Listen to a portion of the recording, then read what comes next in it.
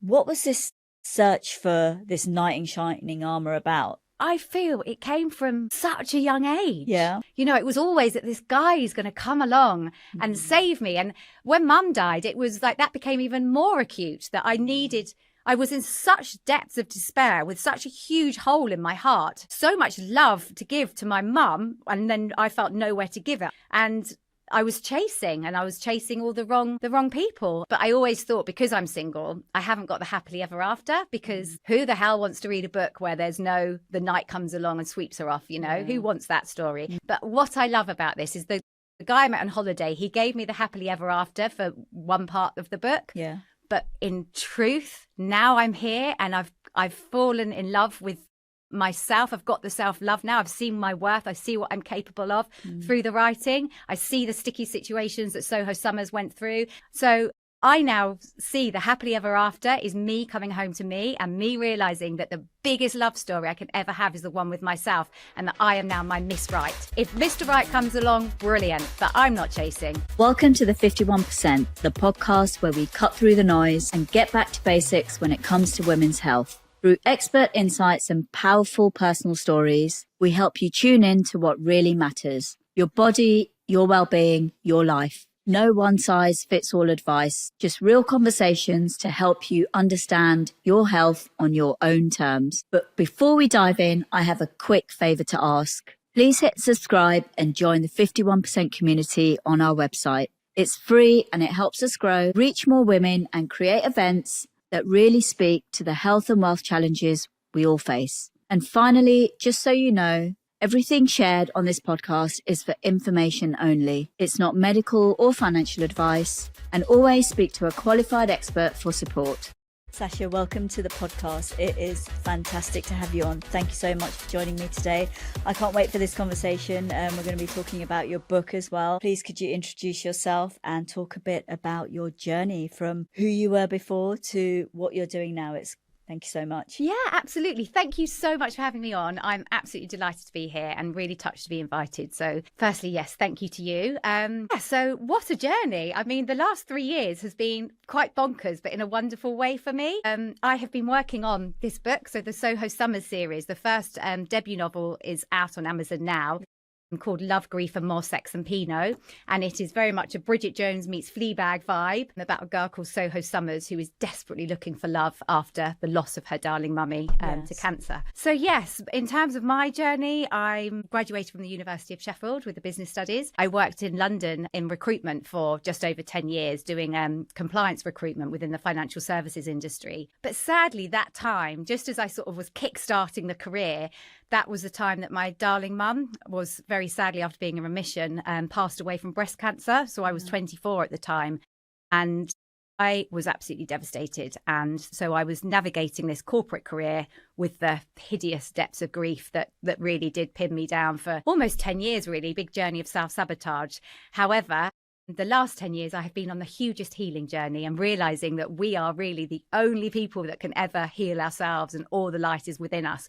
So it's been phenomenal. And then actually through writing my Soho Summers series in the last 3 years, it's been one of I would say, the biggest healing sort of vehicle for me ever to date. Yeah. So I'm very, very grateful for it. Thank you so much. Would you say the book is kind of based around you and your experiences then? Do you know what it is? It's very much inspired by personal experiences. I never even thought I was set out to be the write a trilogy. Yeah. Like, it happened about 3 years ago. I actually met someone. I was away on holiday, and I thought I got divorced, I don't know, maybe 8 years ago, been a single parent for nearly 8 years, and was just convinced that I was going to be single sort of forever. However, I went on holiday and I met someone, and I lose lots of energy healers, and I am very in the sort of spiritual modalities at the moment. And lots of people have said that that was a twin flame encounter, because having had this huge, it was just the most magnetic connection with this guy. We were together for a week. I met him on the first night. It felt like a Shirley Valentine experience. Yeah. And when I came back from that, there was no way that it could carry on. His postcode's in Croatia and I'm here, and there's family obligations and so forth. But I didn't want to be upset by it. And so when I came home, I just started pouring my feelings onto the paper. And I was like, I actually feel like I've got a book, like a Shirley Valentine's type book. Wow. And then I was like, do you know what? I can write a book inspired by all the years of the self-sabotage and how this girl got to be in Croatia on a party boat saying yes to the universe, yes to life, yes to this guy, and having this phenomenal experience with him. Like, I just thought, actually, there's a real story behind that. And it's one that is full of loss, but so much love, so much hope, so many learnings. And so here I am. I have started reading the book. There's lots in the book that I can really connect with. And it's strange, you know, with 2 different lives, 2 different upbringings, but there's things in there that I can pick out and think, yes, yes. Now, I just want to rewind quite a bit. You've had a huge journey to where you are now. And you mentioned that your mum passed away from breast cancer, and it kind of took you in I guess, would you say quite a dark place? Incredibly dark place. Yes. Is it that your mum fell ill during the time you were at university? And is that when you started kind of exploring different things and changing the way you were back then? Or was it something that happened from the moment that your mum passed on? It was over 20 years ago. So sometimes my memory is a bit sketchy of exact timings. I know she was ill on and off for about 5 years. Yeah. And the first diagnosis was when I was towards the latter years of my time at uni. Right. But it was all very much, she'll be fine. Oh, we've got it. It's nothing to worry about. So I think at university, I just struggled with imposter syndrome there. And I always grew up with this sense, I don't know why, that I just wasn't good enough. I was the shyest child. I bit my nails ferociously. I used to wet the bed until I was a teenager. I hated going to parties. And I think I actually at uni, or probably a bit before that in teenage years, drink just became something that I thought, this makes me more confident. I like this version of me, you know? And so that probably came into my radar pre-mum being ill. However, when mum was ill, and then even though when she was really ill, and then certainly after she died, for years, the drink was my painkiller of choice. Like my paracetamol, not that paracetamol would have been strong enough, but Pinot Grigio was what I went to. Yeah. And then because I was working in London, it was a very male-dominated environment, there was a lot of fun, actually, a lot of office banter, but a lot of the time we were drinking at lunchtimes to celebrate a deal or to commiserate losing a deal. And so I just fell into this terrible habit of going to the pub most lunchtimes, and then I'd probably dock off work a bit early and go to the pub again after work, and I would be there until closing, and then I might go to an after party. And also, when mum died, I was just running away from my pain. I felt I wanted to die too. And I put this amazing mask on. I was the clown. I was the party animal. Yeah. No one knew the depth of my pain. And I just felt for years I was running away from myself through the drink. And actually it did lead to cocaine as well. Do you think that you didn't have time to process the grief then and make sure that it was dealt with in a different way because you went straight for the alcohol and the other things? I'm a firm believer now that the journey we go through is what gets us to where we are today. So I think I accept that everything that happened had to happen the way it did, and it had to happen in the sequence for me to gain this knowledge that I've got now. So I don't berate that girl, and I feel like if things had happened differently, I would end up being a different person. I love who I am now, like the wisdom I've gained, you know. I wouldn't change that in a heartbeat. But I look at that younger version of me and I wish I could have let her know she was good enough to begin with. She didn't need her mum there as her biggest champion. It felt like when her mum died, she had lovely sisters who would big her up, but she just had so self-worth and lack of self-belief, and just felt like she had to prove that she was good enough to be born in the first place. She was in such pain with her mum dying that actually maybe if she'd even tried to feel that pain at the time, she might well have died of a broken heart. So probably she was just surviving. The drink was her to try to numb the pain. It never numbed it fully by any means, but it blocked it out for a bit. And I think perhaps she had to be that way for those few years. I genuinely don't know. I wish things could have been different. I wish I could pour all the wisdom I've got now into my younger self. But maybe I've had to grow through what I've gone through, and it's a rites of passage. Yeah. You mentioned that you found alcohol during your teenage years. I did. So you already had the taste for it, which then probably exacerbated as you got older because you realised that actually alcohol is masking the way I feel and it's making me feel great. Exactly. It was. And it's a temporary mask, isn't it? But then for probably 10 years, I was in that constant cycle of I'm either on my way to getting drunk, I'm either absolutely smashed, or I'm either on a come down, or I'm feeling very hungover. And the quickest way to feel good again is to have a hair of the dog. It was like I actually stopped drinking when I went through my divorce in 2017, and I stopped for about 5 years. And I felt within a month of not drinking, it was as if somebody had just got windscreen wipers over my eyes, and I had so much clarity with my life, and it gave me the strength to then leave that marriage. It was the best thing I could have done at that time. And nowadays I rarely drink. When I do, it's in a good measured amount. Exactly. I'm not running away from something. You're in control of it rather than the other way around, I guess. Exactly. I guess when you came to London, you were in that environment, the drinking culture environment, right? So it probably made it worse, and you being exposed to that. And it's hard to also say, no, I'm not going to do that. I know. Because everyone kept saying, but I was always looking for the love of my life as well. Like I was perpetually single, would end up with these hideous one-night stands. I was giving out all the wrong energy. I was a mess. I'd say yes to the wrong guys. But every time they would leave the next morning and I wouldn't hear from them again, it was more confirmation that I wasn't good enough. I wasn't lovable. So I was in this cycle of all of that as well. And I think when people were saying find a healthy hobby, I would look at them like they're absolutely mad. Like, what on earth do you mean? I'm sorry. I go to work, like I work hard, play hard. And as soon as I finish work, I'm desperate for a drink. And I work quite long hours during the week. My excuse was always there was no time for a healthy hobby. I wish I'd known the art of meditation back then, because I feel so many of my answers and so much of my healing has been through just sitting for 20 minutes every day in silence and tuning into my heart space. And I never, ever did that. And probably if I did, I wouldn't have had a clear head. I was full of toxins. I wouldn't be able to reach my heart space. Talk me through, when you were a teenager, you were quite the opposite of what you became as you became an adult. How did that switch happen? You know, I know you said you found alcohol, but it's quite an extreme switch. You mean to go from being really shy to then? Yeah. I definitely was the shyest kid. I'm not making it out. Like I wouldn't go to any school events. I wouldn't, if there was school plays, the teachers wouldn't even hand me a script to audition because they knew I'd be like shaking like a leaf. My parents were really good. They did send me to drama, actually, from a young age to get me out of my shell. And that was incredible because for a few hours a week, I was able to be someone else, someone who was a more confident version of me. And I feel like it's amazing how the universe works out, right? I didn't go to acting school or anything like that, but I do see now with getting more visible with the book and having to be on these podcasts and so forth, that actually that's holding me in really good stead. So I think that definitely really helped. And then I think over the years of working in recruitment, doing lots of, interviews with clients and candidates, and I could just put the clown face on with that and act. I would fake it to make it, act the confident person. But now I'm coming at it from, it's genuine and it's real.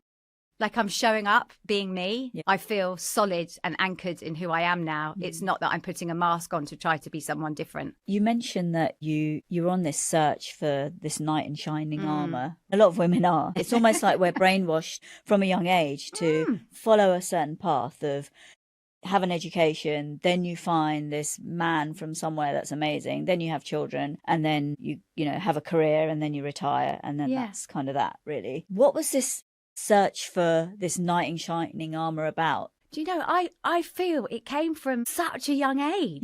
Probably I inherited it from ancestors, right? I was such a romantic. I loved all of the romance rom-coms, and I think that comes across in my book too. I would soak it up. I would believe it. I was like, oh my gosh. And I read all the Hans Christian Andersen books, and it was always that this guy is going to come along and save me. And when Mum died, it was like that became even more acute. I was in such depths of despair with such a huge hole in my heart, so much love to give to my mum, and then I felt nowhere to give it. I had no idea that I could pour that love back into me. So I was looking for him all the time, desperately. And I was chasing all the wrong people. And I love the fact now, I always knew I had a story in me. I know I said I would never ever think I would write a trilogy, and I never ever did. But I did always know knew I had quite a colourful story in me. But I always thought, because I'm single, I haven't got the happily ever after, because who the hell wants to read a book where there's no, the night comes along and sweeps her off, you know? Who wants that story? And I've even been to some big writers' publishing houses in London for the weekend, and they all said, you need the happily ever after. So wow, we're still going there. It was like women in women's literature, women's fiction, that's what they want, as in they will not be interested. But what I love about this is the guy I met on holiday, he gave me the happily ever after for one part of the book. Yeah. But in truth, now I'm here and I've fallen in love with myself. I've got the self-love now. I've seen my worth. I see what I'm capable of through the writing. I see the sticky situations that Soho Summers went through. She was such a fighter. She always got back up on her feet. She never gave up on the hope of love. So I now see the happily ever after is me coming home to me and me realizing that the biggest love story I can ever have is the one with myself, and that I am now my Miss Right. If Mr. Right comes along, brilliant, but I'm not chasing. I have got all my ducks in the row now. Everything's come from the inside out. And so, yeah. And it's a strong position. It is absolutely a strong position, because we're led to believe that there's this knight in shining armour. And you're right, all these, I'm a big romantic as well. I watch all romantic films, and I still bloody do. I'm addicted to them. And my kids are always like, what are you watching, Mum? And I'm like, oh, I don't know. It just makes me feel like whatever. I don't have to think about it. And I feel like, and I don't have to think about it. And it's not about politics. It's not about shit happening in the world. It just numbs my brain. I don't know what it is. Inner child comes out, maybe. Yeah, maybe. Exactly. But I really think from a young age we're fed this. I know. You know, Cinderella, all these books we read, and then you've got the movies, and then we fall into this ideology that there is that man there from the movies. But that man doesn't exist. I mean, it doesn't exist like the movies. No. Because life's not like that. I'm frustrated that I've spent 30 years of my life, probably more, maybe 35 years of my life, desperately giving my power away to every man, thinking they're better than me, they can complete me. Because I'm just so frustrated that I believe that story, because it took my power away from me. And now I see what I'm capable of with the book. I think, well, what else would I have been capable of so much earlier on in my life if I hadn't spent all that energy, all those tears, all that desperation looking for someone to make me feel more complete, when I was the one with the power and the key to do it all by myself. And that's what I mean. I feel like maybe it's a patriarchal thing, I don't know, but I feel women, it's to the detriment. And I know I'm not one of those lucky ones that did meet the guy early on, so I know there's beautiful stories out there. But for me personally, I think, what a waste of my life looking. Why was I always looking outside of me when I could have been doing all the work on me and probably been in a much stronger position so much earlier on in my life? So it's almost like kind of gone into that bubble of, you know, I've met this guy and he's amazing and whatever, which I'm sure they are. I'm not saying that, you know, I'm not saying my husband's an arsehole or anything, but no. you know, my husband's amazing, but I hadn't done the self-work myself. But when would you get the time? Like, as in, I don't berate those people that haven't. Maybe they don't need to, and that's not their journey in this lifetime. Maybe they have different things to learn. But for me, the self-love has been such a big part of it, and me being able to stand on my own 2 feet.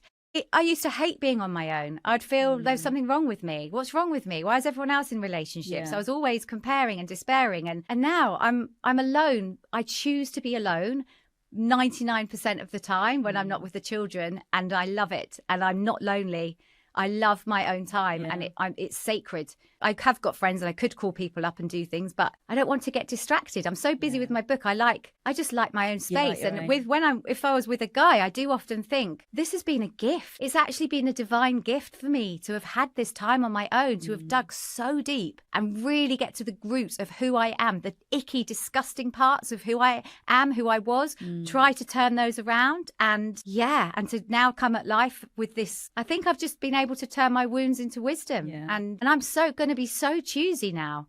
And I do think now, because I've got a lot more of this awareness, it's going to be quite interesting to see how I am when the right guy, not a wound mate, but the soulmate arrives, as to, you know, how much I have evolved in that sense. We only know what needs healing when someone is then a mirror and holds things up to us, don't we? And that's good when you're in a partnership. I know you were married, and I guess that relationship was found on the basis of you thinking that you found your knight in shining armour and so on. And obviously you had 2 beautiful children with him as well. But at what point did you realise, hold on a minute, no, this isn't the right thing, and this is almost like a false sense of I'm with this guy, but it's not real. Yeah, sadly that happened when I was 6 months pregnant with our second child, and various things had gone on, and then very quickly all the trust in the marriage disappeared. And I mean, it was probably about a year or year and a half later that I filed for a divorce. Actually, we got engaged, but I then became pregnant. So our beautiful little girl was a flower girl at our wedding.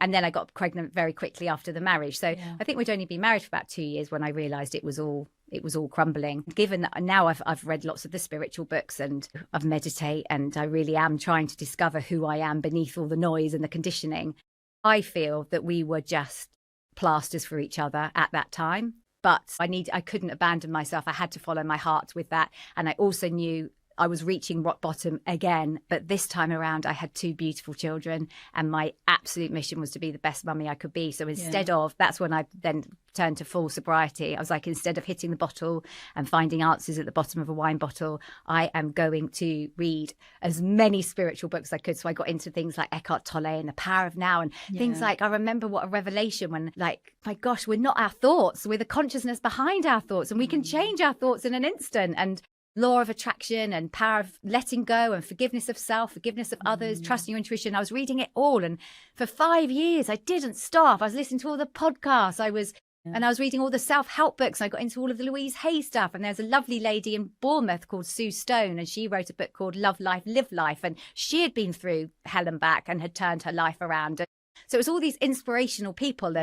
And that's really, like I say, he was the breakdown of the marriage was actually the breakthrough, because it was the start of this journey of self-love and self-discovery.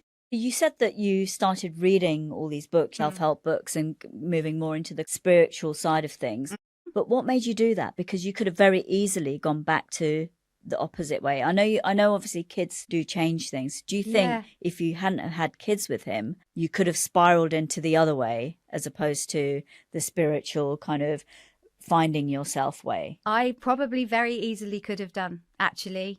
It was lucky because I had moved to Poole at the time where I live now, and there's quite a it feels quite a spiritual sort of community down there. There's lots of alternative therapies and things, and one of my sisters has got me into a book, and all it takes is one book. I remember it was The Power of Now, and I was like, it suddenly felt like there were messages in there as if it was things that I'd been missing my whole life now was starting to make sense. And I was like, there's a whole new world out there. This all makes sense to me. If only I'd known about some of this stuff when Mum had died. I think as well, there was no way I wasn't going to be a present hands-on mum to my 2. And given that then my ex moved back up to London, and I was then selling the marital home, like a lot of the admin fell down to me, and I had to have my wits about me. We went through a lengthy, costly divorce, legal proceedings. And so it was so good that I wasn't drinking, and there was no way I would have self-sabotaged. But without the 2 children, very easily, probably. I don't know. Who knows? Who knows? You don't, and you will never know. I guess what I'm getting at is sometimes it's difficult because you found that path, or that path found you. Yes, it could have been very easy because your body remembers. Exactly. Right. Yeah. You could have easily gone back to that path, and you actively chose not to. And there was that moment where you were handed a book, and that kind of made a big difference in your life. And now that just made me think, God, the power of that. When you know someone's in need or needs help of some sort, just giving them a resource. I know could be a game changer, really. And I think with the whole not drinking, I feel that was divine intervention, because I wasn't planning on stopping drinking. I wasn't drinking lots at that time because the children were young and I had breastfeeding. So it wasn't a lot. But I remember it was in January, and I was on the phone to one of my sisters, and we were laughing, and I was like, well, I've got my glass of red wine, there's no way I'm giving up wine for New Year's. I never was on Facebook either, because I went on a massive social digital detox for about 10 years whilst all this hideous life situation was going on, honestly, because I didn't want to know the happy lives of other people, and I didn't have anything happy to put on myself. So it was a self-protection mechanism, I think. And that's such a good idea. I think if you're in a bad place, I think social media can make it 10 times worse. Hideous. But also my life is changing sort of quite quickly at the moment. But I know even when I'm in an amazing place, I won't be bragging about it on social media. I just won't. I don't agree with any of that. Unless you're doing it to inspire people.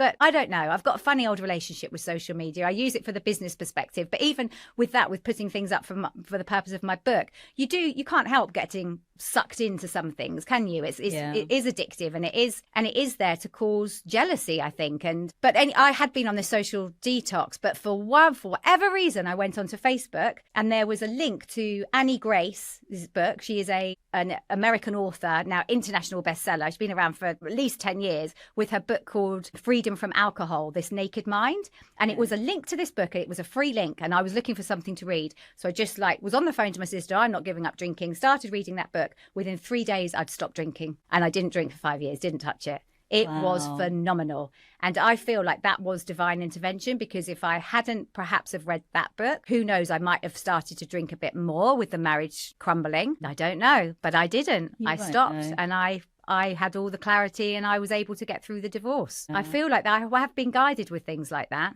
It's amazing how, there is a drink culture where if you don't drink, you feel bad, or you're made to feel bad, or there's a question of, are you pregnant? Are you not well? No, I just don't want to drink. Yeah. And then, you're just weird. Weirdo. You talk about when you're at work, there was that huge culture going on. And of course, I can relate to that part for sure. When you go to work, there's that drink culture going on, Thursday night drinks, and you get sucked into that, and you think that's normal. And even at university, there's a huge alcohol culture. There really is. So how do you even remove yourself from it? Because everyone's almost everyone's doing it, right? I know, it's so hard. I think I moved from London to Paul. I think that helped quite a lot, because I probably have muscle memory of being in London. And even now, actually, when I come up on the odd day and I'm walking along, you look in all the wine bars and they're heaving. And I know it's a good way to chat to people and connect, but I don't know. It's like that's all there ever was with my friends. It was just the natural assumption we would always meet in the pub. Always. And even just a couple of drinks would lead to an absolute all-night bender. It was relentless. I think you have to want to get out of it.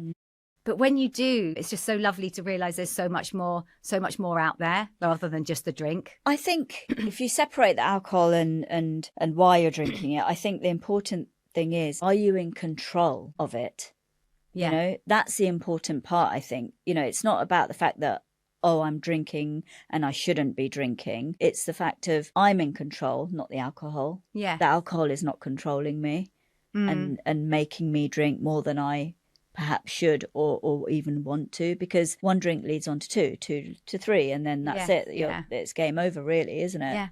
Yeah, absolutely. And I always turned into, I loved everyone after a drink, Yeah. And I became the most generous person as well. The amount of money I would waste it. And you make all the wrong decisions. Most, decisions that people might regret do start with the alcohol. And I was, at one point, it was that one drink or 1,000 drinks was never enough, but one drink was too many. It was kind of that mindset. So it is about the control. But I feel I could only really get the control having had that 5-year period of sobriety. Yeah. I think definitely the spiritual side of things definitely helped you understand who you are. Can you talk a bit about that and how that actually helped you define who you are and really think about who you are as a person, what you want to become? Lately, I've been going very much down the energy route, that we are all definitely energy. And I have learnt that I'm protecting my energy like it's gold dust now, that I want to protect my peace. I'm very choosy as to who I spend my time with. It's not from an ego point of view. It's really not. It's from a point of looking at love and realizing there's different nuances of love. And I've really have sort of stripped back, like I say, the conditioning, this is so weird. It might sound very weird to some people, but even seeing the name Sacha Hughes on the book doesn't really mean anything to me. I realized that was just the name I was given to at birth. I'm the soul behind all of that. I'm the spiritual person having this human experience, was the big quote that lots of people know. But it's like there's so much more. Like we all have this innate wisdom, and I love meditating every day. I feel like I'm charging myself up with some universal wisdom, whatever it is, the creator. That to me is what the real world is. So sometimes it's quite weird. I sound like a right loon now. I've been writing this book, so I've had my book world, the Soho Summers Series world, my meditation world, and then the real world. And sometimes I feel like the real world then has to catch up with the world that I've got in my head and that I know to be true. Like I'm believing in all quantum physics and how we have different timelines and how every moment we are manifesting with our thoughts.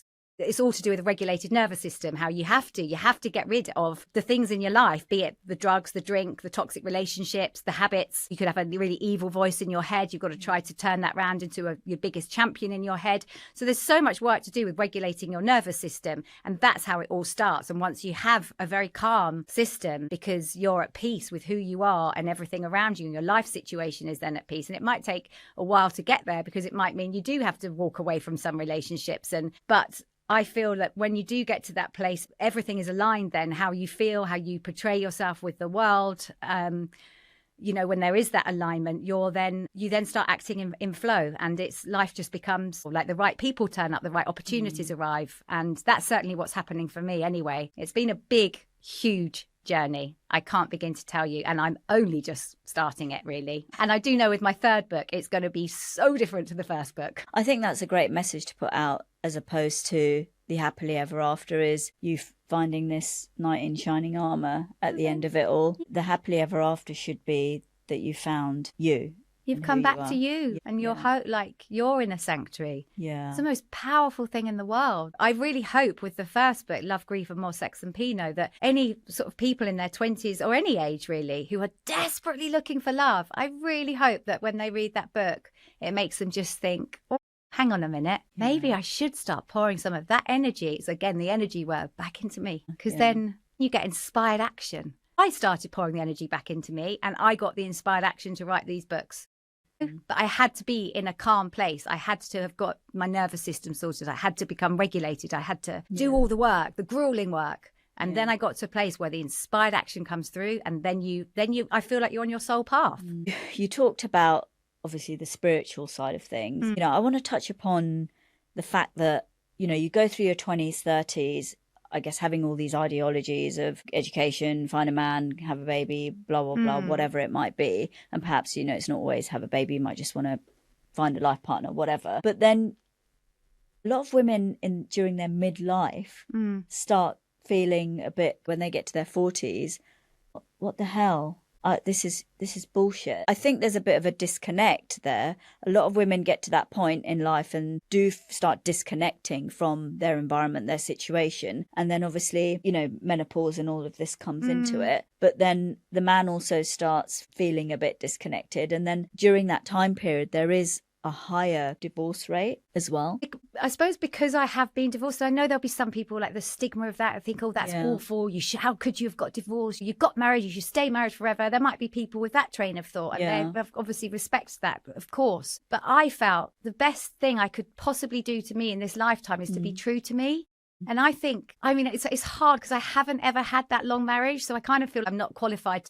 But from my point of view, it would be, if you've been really miserable for a long time in a marriage, then maybe those midlife crises are actually more like a midlife rebirth. Actually, because they've had the children, they're probably not partying as much. They might be going a bit more inward, particularly women who are perimenopause or going through the menopause. Maybe it's an awakening. It's like an awakening for them. And if there's more things in the marriage, is causing sadness or making them miserable or taking peace away from them, then I don't see what's wrong in, I might get shot down by saying this, but I don't see what's wrong in leaving. I know there's the children to think there's nothing wrong in leaving. It's a personal choice, right?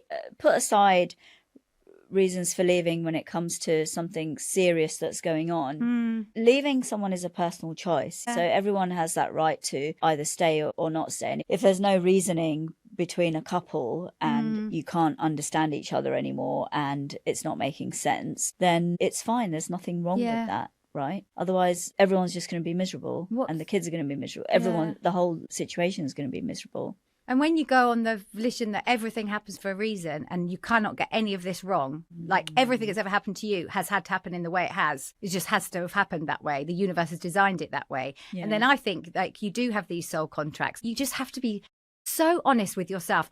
Through doing this journey, for me, the depth of your self-honesty is really the ceiling of your evolution. You have to be brutally honest with yourself. It starts with yourself first. All the horrible parts of you, you have to bring them to the light so that you can, get the awareness. You can change if you want to. And I believe that we do have these soul contracts. So if you feel from your heart that that marriage is breaking down and it's for your mental health and everything, it's better for you to be out of that marriage.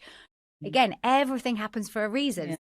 so long as things are heart-led, tuning into your heart, then you can't go wrong. What does it take for a woman to take some time out to really reflect on their life? Some of the things that you've been through, you know, you've actually actively taken some time out to think about things and where your life's going. What does it take? Because the way we're living now, I haven't got time to do that. I'm too, busy. I'm too stressed out. People don't even think about taking that time out to reflect on their life and where they're going, where they're heading, what they want to do, who they are as a person, what their values are. People don't take the time. I feel it's such a waste of a life. I think the biggest thing we can ever do is to understand who we are beneath all the noise. But it all starts with intention. You have to have the intention there. I'm learning with this self-love journey, you have to be selfish with a capital S, with the self-love. And if that means saying to your family, I'm sorry, but I am going to go and sit in that room for 20 minutes with my earplugs and eye mask on, you go and blimmin' well do it. Yeah. Because actually, by you sorting out your inner world, the ripple effect of that is huge. We all have the power for that. There's the art of being busy, isn't there? Oh, I'm too busy. Like, people put that on a pedestal. I don't subscribe to that anymore. I really don't. You've been there and done that when you were working. Why would you want to do a walk with a big group of people on the coast or something when you could go on your own and you could really stare out to sea and really connect with nature and really look at the seagulls coming down, the present moment living, rather than, you're doing this soulful beach walk, but you're chatting away to people. It's all banal, surface level chit chat. You're not connecting then. Like, there's so many opportunities when people can find the time to be on their own. But I think people don't, because often, certainly for me, I would be running away from my feelings. I didn't want to be on my own. That was the worst thing ever, because that meant I had to feel what I had to feel, how I was feeling, the feelings of hideous self-doubt, the feelings of grief, the feelings of loss of marriage. You know what I mean? Hideous stuff. But it's only by allowing yourself that space to process those feelings that you then become the alchemist and you do then turn your scars into strength. You have to give yourself the time. You're a human being, not a human doing. It comes to that. Yeah. And it's your life. It's up to everyone's 100% responsible for their life. It's up to them whether they want to carve out the time or not. And if they don't, fine, you carry on doing what you're doing. And we'll have a chat in 10 years' time and see how you've got on then. It only changes if you change. Absolutely. And it's their journey, right? I guess in that moment, like you said, in that moment, maybe they're not ready for it. Maybe they might be ready for it in 10 years' time to do that self-reflection. But it is so important. I think people should be doing it in their 20s. Forget waiting until you're 40 onwards. Maybe people don't agree with me on this, but I just think this whole thing about, I get life's a process, but why wait until you're 40 to have this revelation of something of some sort? I want to teach my kids now. Don't wait until you're 40 to start doing it now. Start thinking about these things now. You don't need to wait until you're 40. Have a revelation. Start creating boundaries in your 40s. Start doing all this self-care, self-love when you're 40. Do it now. I know. I feel like that too. Like, everything I'm learning late in life, I'm teaching my children early. Yeah. Because the lovely thing is, they're interested. They soak it up because I'm connecting with them. And I'm lit up by the stuff I'm talking about, and then they're lit up, and I can see the way it's working in the dynamics with their friendships, and I'm really proud of them. Like, if one of them has a party and there's a child who is really annoying and isn't very kind, and I'm proud that one of my children would be like, actually, I don't want to invite them to my party. We're taught that you should include everyone, but I actually don't want to. And so it might be a bit awkward sometimes with the parents, but I'm honouring my child and thinking, no, you're right. That person has been really not very nice to you. So why am I now going to tell you to invite them to your party? That goes completely against you having a voice, telling me your truth, and me not sort of supporting you with things. Yeah. I think this whole thing about in your 20s you have fun and you're just going along with emotions, and in your 30s you're figuring things out, and in your 40s you have a revelation. It's like, why wait for your 40s to have a bloody revelation? Just have it in your 20s. Do it now. I don't know, I get it, but I just think reverse it. There was someone recently, I can't remember where I heard this from, and I definitely want to do this. So come on, book, do well, let me make lots of money so that I can then say to the children, because this woman was saying when her children hit their sort of 20s, she gave them a pile of money and she was like, right, I want you to go off now and invest that in your healing. Like, find out, do whatever you have to do, but this money is for you to do all of the therapy you need, all the counselling, all the inner work, see all the energy healers. I was like, oh my gosh, wouldn't that be incredible? Like, I wish I was given that at that age. To me, that's much better than saying, here's money to go off to a university and study a degree that actually might not light you up, and to get in the corporate world that actually wasn't right for you from the outset. I'm hoping that that's where the whole raising your awareness about yourself, about your energy, about how, I don't know, the relationship with yourself is the most important. I'm hoping that that will start to become the biggest driver for humans moving forward. I think there is this mass awakening going on. There's a huge spiritual awakening happening, and it's a brilliant time to be here. And we've all chosen to be here for this. And the conversations like this is happening, and it's amazing. This can be worldwide, you know, the power of it. I think people are scared with AI, but actually I feel AI is there to free people up. I feel so many of my friends who are, say, accountants or people in corporate positions, they're losing their jobs because AI is taking over. But from my point of view, I'm like, but it frees you up now to start doing some of the inner work or following your passion, because you got sucked into the matrix. Yeah. And you've always moaned about your job. You've always hated it, and it's aged you and it's stressed you out. And actually, if AI does start doing this job, you could find something else that could give you a little bit of money, but you can start tuning into your heart and find what actually lights you up. Something we probably all should have done in our 20s. That's a great way of looking at it, actually, with AI, because I think a lot of people are scared of AI. I mean, I'm not scared of AI. I think there are pros and cons to it. My view on it is I think AI is in the hands of the people it shouldn't probably be in the hands of at the moment, but you can use it to your advantage for sure.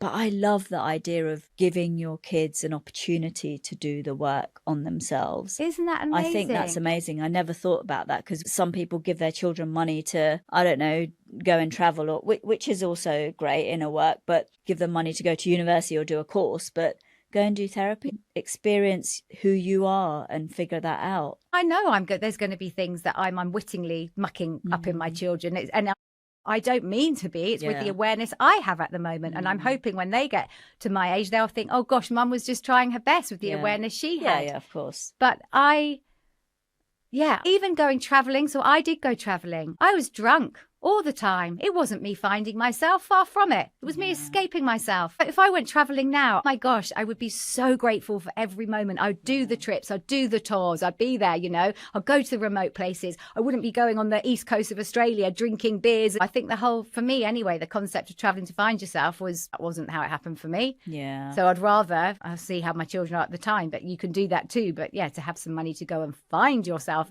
to use the tools around you and people around you and energy workers around you would be really powerful. Yeah, absolutely. I love that, actually. I remember having this conversation with my daughter, because she started traveling now and going away, and I said to her, look, you know, you can go on holiday and drink yourself silly, but you can choose to do the opposite and immerse yourself in the culture and what's around you as well. So don't drink yourself through the whole holiday and come back thinking, oh, I went on a holiday. Exactly.